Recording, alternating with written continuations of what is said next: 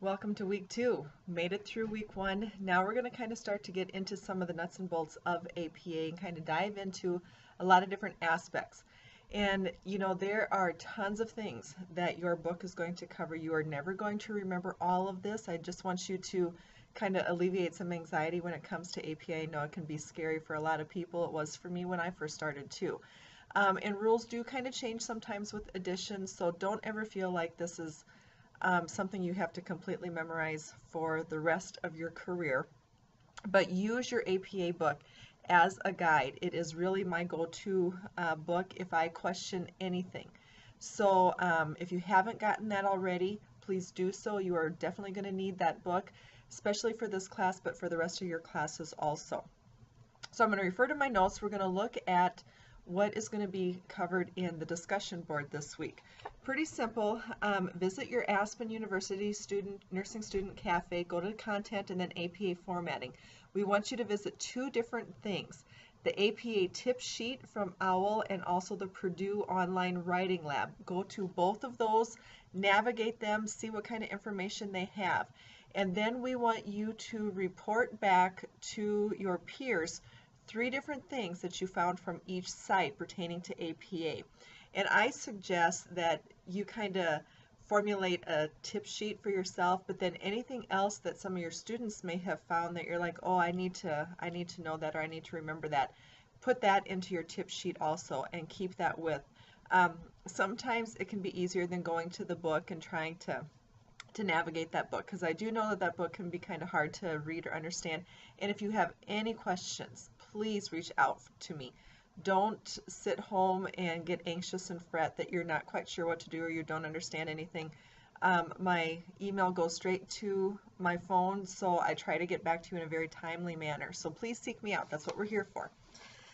Now, as far as the assignment goes, you've got two components to your assignment. The first part is your professional assignment. You're going to see a list in the course of 9 different references. Those references are not correct. There's something wrong with every single one of them, and there may be a couple things wrong with every single one of them. Your job is to put those references in the order that they need to go. So please pay attention to alphabetical order when you're listing them, but then also look at each individual one. You can refer to chapter 7 in your APA book. This will really be where you're going to get a lot of your information. I do think chapter 7 is pretty spelled out, tells you exactly how to write some of this out. But go through each and every reference and look, does this have to be capitalized? Should it be in italics? Should it be in parentheses? Where do I have punctuation, or am I missing some punctuation? One of the things that you want to look for is especially the article title. Look how that's supposed to be out or written out. Look at your journal title. Look at volume and issue numbers, how those are supposed to be written. Those are typically some of the things that students miss. I'm just kind of looking at some of my notes. One thing I want to point out to you also is if you have references with more than 7 names, please look that up, because you do have to look at that here. And then, like I said, alphabetizing the reference lists. Look in chapter 7 to see exactly what that means. That doesn't necessarily mean that when you have 5 different authors, that all 5 of those authors have to be in alphabetical order. You're going to write those authors actually how they're written in the article that you have read. What you need to pay attention to is alphabetizing it on the paper, okay?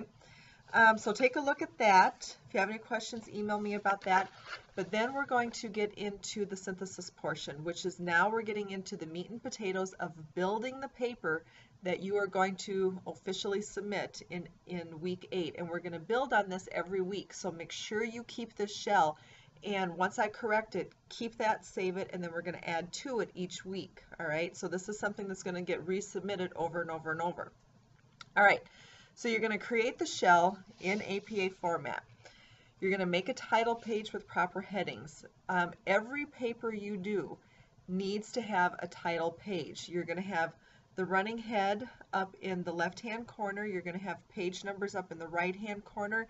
And you're going to have that on every single document from now on, except when you get to page 2, your running head will change a little bit. So look at that if you need to in your book. You are going to have an abstract page, which is going to be page 2, and then you're going to get into the body of your essay. Now, just remember, we're just doing the shell, so you're not going to have any narrative here, okay?